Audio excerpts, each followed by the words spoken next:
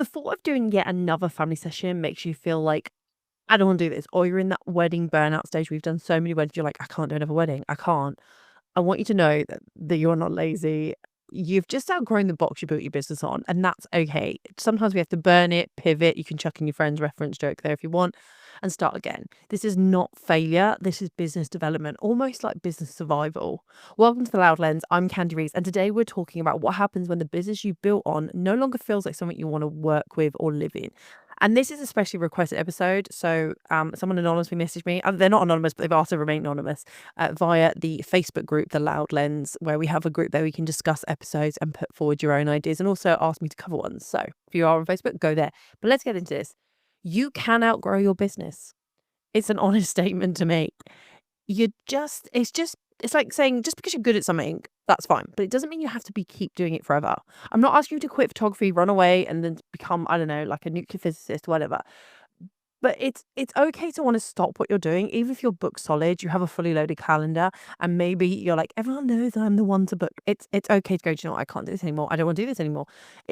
Sometimes you get bored, sometimes you get burnt out, and you just feel like not creatively fulfilled, and it's just not enough. It's not what you want to do anymore. But you're still scared to change because in your head you're like, I'm gonna lose my client base. What will people around me think? I spent years building it. I can't just throw it all away. But do you know what's worse? Spending even more years in something that makes you miserable just because you don't want to upset some Instagram followers. I, I'm going to tell you now, you're not alone when you think like this. When I first started out, I did what everyone did. I was going to be a wedding photographer, and I thought that was everything I was going to be. I was going to be a wedding photographer, and I was shooting wedding after wedding after wedding, and I had a great time, but I was also really tired. And there was one point when there was a wedding where it all just went wrong. Nothing from my end, but like the bridal car didn't show up on time, so the bride was upset. The vicar got their names wrong. There was a plus one who started being hysterically like crying. It was almost a comedy act, if I'm honest. And it's also the plus one. Has anyone noticed that not even the name on the invite, but the plus one, just the random plus one is the one that's a drama. Anyway, there was also some other issues, like the caterer had like run out of food. It was awful for this bride. And I just sat and I thought, I don't know what else to do. It made me stop and think, what can I do? And I felt so helpless in that moment. I can't fix anything except take photos, but the bride is crying. What can I do? And I did a good job. She sent me a beautiful bouquet of flowers, but I suddenly realized, like, I have been doing this so long. I have been a photographer for a very long time. I'm not as long as some other people, but I had done, when I looked at it in that wedding, just up to that year point alone, and we were just coming to the end of the year, to end of the wedding season, which is normally September, typically. Um, I was 35, nearly 40 weddings in. That's a lot of weddings. Some people go, I do 60, 70 weddings, good for you. But at that point, I'd reached my limit. I was like, I'm done. I need to pull back. And I was worried that if I pulled back, it would cause me a problem. But it didn't. It actually helped my business. I was able to pursue other things. I did not lose that base though.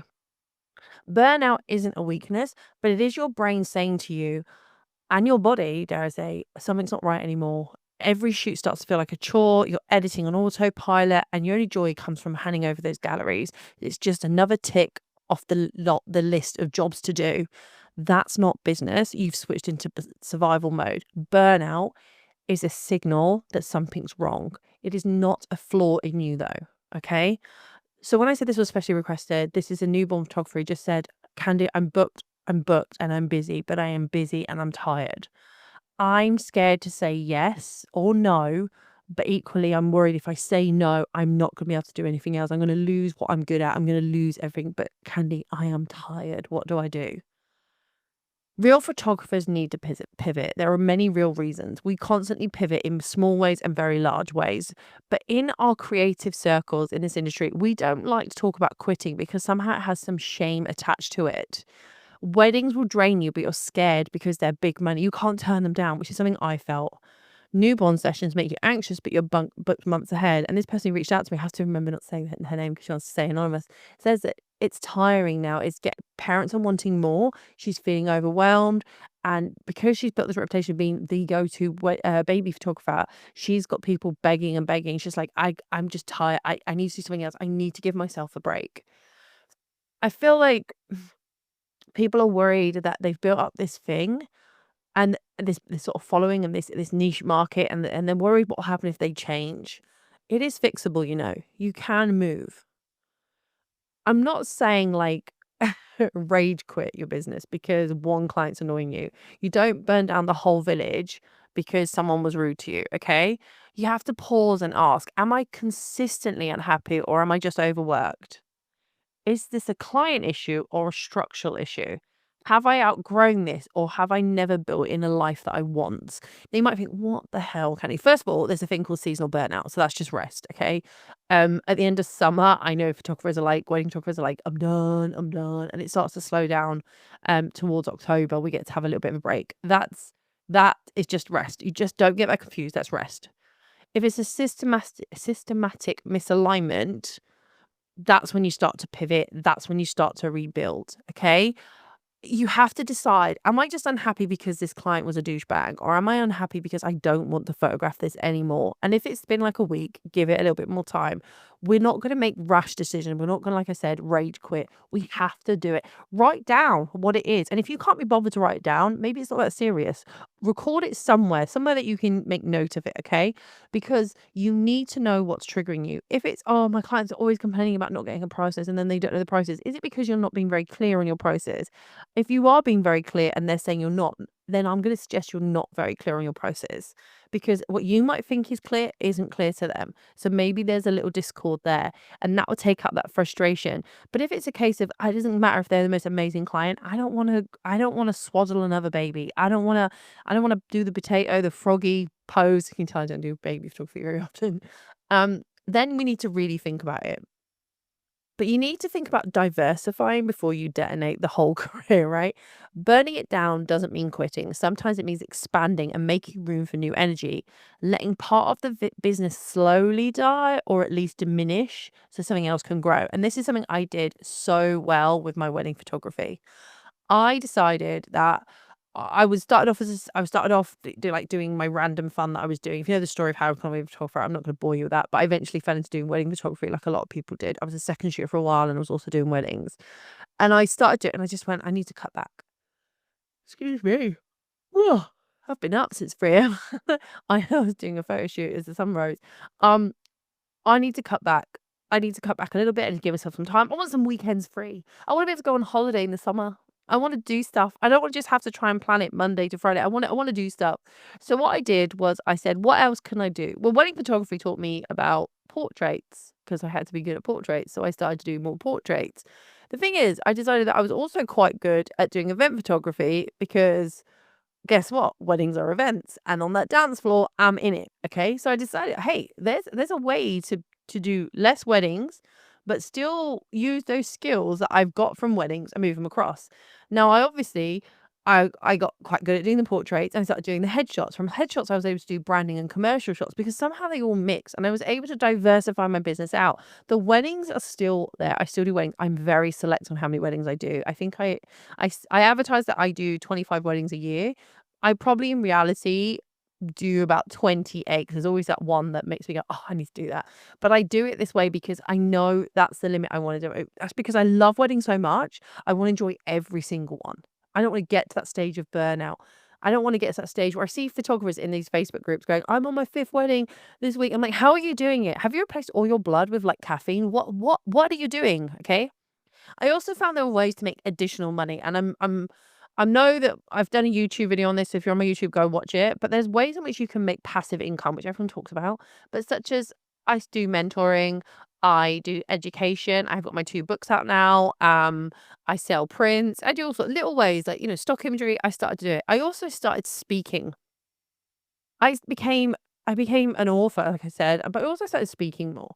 I was able to diversify what I did to still make room for other things, but without quitting and detonating, do you know what I mean? I didn't abandon the craft. I just built a bigger table to put the stuff on. I don't know if that's a good analogy or not. Tell me if it's terrible. But I have pivoted so many times, it's gonna become a dance routine. Weddings were my thing, and I loved it, and I still love them, but I had to do something else as well. So I shifted, like I said. And yeah, some people kind of dropped off and also to me, do you still do weddings? I'm like, yeah, I do. If you looked at my socials, you'll still see I do weddings. I just like to share the other work I do as well. I want to not just be the wedding photographer because typically, um, when you're a wedding photographer, people expect just to see wedding pictures and that. And the thing is, that doesn't always get my fire going. Every single wedding I've been to has been fantastic, but I wanted to show that I had more skills. So I started showing just a little bit more of my portrait work. I started to show a little bit more of my event work. I started to show a little bit more of the other work I was doing and just dripping. And then I found my groove. My groove is people. If it's got people in it, I want to photograph it. That's how it works, okay? I don't necessarily do much maternity or baby photography. Why? Because I have friends who do that amazingly in this town. They're fantastic. I'll send them out to them. People who stayed with me on my business oil were the ones who respected this version of me, the ones who liked the fact it was about me, the photographer, and not so much about my work. The audience shifted with me because if you show them why, it'll matter to them. They'll understand. Okay. Now, I'm gonna talk about the red flags, which um, these are quite difficult to say. Is it time to burn or pivot? So here are your signs. If you're resenting your clients, even the nice ones, if you're pricing out of desperation and not strategy, if you cringe when you post your own work, or you dream of other projects but never have the time, and you can't remember the last time you were excited to photograph, it might be time to light the match. It might be time to have a big change. I mean, it you have to have these honest conversations with yourself. I can't fix it for you, but I can certainly advise, like, it's okay to feel like this at times, but if you feel like this all the time, it's time to change, boo. Because not only are you doing a disservice to you, you're doing a disservice to your clients. If you're not happy to go shoot them, that will reflect in your work. I don't care what anyone says. It will show you. Oh, I'm so not happy to be here. Watch me fake smile. It people pick up on it. I don't care. I don't care. You're not the world's greatest actor. People are gonna pick up on it. So how do you start pivoting without losing anything? First of all, say it out loud. I mean, that's it. Say it to yourself, your people, your audience. You're allowed to change. Soft test your new thing. Start with brand shots. Like if you're going from baby photography and you're like, I don't want to do babies, but maybe I want to do something with people. Maybe there's brand shots. So start doing those. Maybe workshops alongside what you already do. Or maybe you could just show them you going on to education to learn more about this stuff. There is a way to do it. Also, clean up your messaging. Tell your audience how to work with you now. There's no apologizing for changing. People follow confidence. So if they say, if you're interested in baby photography, hi, I limit my baby photography. I only do so much. If you want to book in, this is my times. That's it. Don't worry about it. Like, don't worry. And if you really are no longer going into baby photography or family photography, then stop trying to sell to them. Try and sell to your new people. But you need to slowly dip it. I'm not asking you to cut off one part of your business when it's financially sustains you to run off and try and make the other one. You kind of have to have that transitional period where you do a little bit of baby photography, a little bit of branding, and then eventually you'll drift across. I'm not saying it's going to happen in like a week, a month, maybe even 4 months, but you kind of have to slowly introduce it. If you want to keep the same people going across, you will lose people who aren't into that. But there is so much to say that when these babies grow up, they're going to want family shots, right? They're going to want that. So there is a transitional time if you wanted to move not straight into branding, but you could do family shots. Those family shots, those people, dad has a business, mum has a business, auntie has a business, sister has a business, brother has a business. Maybe that's where you go. I'm just saying, don't be afraid to pivot, okay? But I do also agree sometimes it's time to give up photography. And that's a subject that I don't often how do I put this politely? Um, if you just really hate being a photographer, give it up. Like, if you genuinely get no joy from it, give it up. There are people who are still in this industry who treat their clients disgustingly, are in Facebook groups slagging their clients off, behaving really unprofessionally, and yet they're still a photographer. Just stop. It doesn't do you any good. But somehow there's this shame in going back to the regular 9 to 5. Do you want? I would love to have that better structure. I always talk about this, like having structure and work-life balance, but I would love that. I would love to have a bit more. But I'm a crazy person and I like working how it works. So I say for it briefly, I would love that. And then I get into it again and I'd be like, no, I hate this. I hate this so much. There is no shame in that. I recently learned that one of my friends was working a side job, was working as a barista, and was like, I don't want anyone to know on the internet. I'm like, why? Because I don't want people to know. I'm like, well, what's the problem? I just enjoy like knowing this income comes in. It gives my brain a rest. And I'm like, I don't think that's shameful in the slightest. But there is this thing, like I said, like It's almost shameful that, "Oh my gosh, you can't suppose that's a photographer." Oh, I mean, get over it. I'm really over all that. I just I yeah, no, I'm over it. I'm over that whole idea that somehow if you get a secondary job, you're nah, I'm done. But here's the myth about the wasted years. I want you to stop. You did not waste time building what you had. Okay, don't feel bad. You didn't waste all that time if you're going to move away from newborn or portrait, whatever it is. You got experiences in building systems, in photography lessons, in professionalism, style, and clients who trusted you. So now you've got the foundations to build something even better. There is no shame in changing your mind, only the stigma that you've never allowed yourself to evolve. Like, let's take Apple for example. Do you think they just stopped at the iPod? The iPod Shuffle? No, they didn't, did they? They carried on. Now they do phones, they do earpods, they do watches, they do laptops. Still Apple, just something else under their belt. Do you think what would happen? Do you think they lost people along the way? No, they developed with a brand because they were careful. Now, whatever you say about Apple, you can hate them, love them, whatever. They developed. And I don't think there's anything wrong with you as photographer looking at that as an example, going, okay, I need to develop, I need to grow my brand. Why is that such an issue? Why are we so ashamed of that? I think it's because we have this fear that people are going to hate us. Well, they're clients. If they're not buying from you, they're not your paying client. What are you worried about? Right? I don't know. When you had a newborn photographer, how many of those newborn people are going to come back to you again? Unless, of course, they have a baby. So in all likelihood, you're probably not going to see them more than once a year if they have a baby every, I don't know, as soon as they can. I don't know. It's 9 months, isn't it, for a baby? But you're not going to see them for at least a year. Why are you worried? What's going to happen? They're not buying from you any other time unless you're doing milestones. But then milestone photography, you're only going so far. They do not make up your entire client base, that one client. So if you lose them, it's not a huge problem. And a lot of clients, they enjoy stuff that aren't just about their baby and their family life. If you're going to develop, you could slowly drip in what you're doing. Like I said, slowly feed it in. But what does need burning? What part of your photography business feels like it's choking your creativity? What project do you keep pushing down because you're scared it won't fit your brand? And this is what I'm going to tell you now. I said this before on all my YouTubes, and I think I've said it on a few podcast episodes. Clients are attracted to your personal portfolio work more than they are your client work. So go get a personal project. Honestly, I don't know who else needs to hear it because it's repeated by so many photographers who are more established than I, which is absolutely obvious. But there are people who are in marketing, people who tell you this, that they are more interested in what you're doing as a personal project than they are what you're producing for clients. What would you do tomorrow if no one was watching? If you had no social media feed, if you had nothing, you were brand new, what would you do? That's this place where you protect. That's the thing you pivot towards. And if the rest has to burn and be forgotten, let it.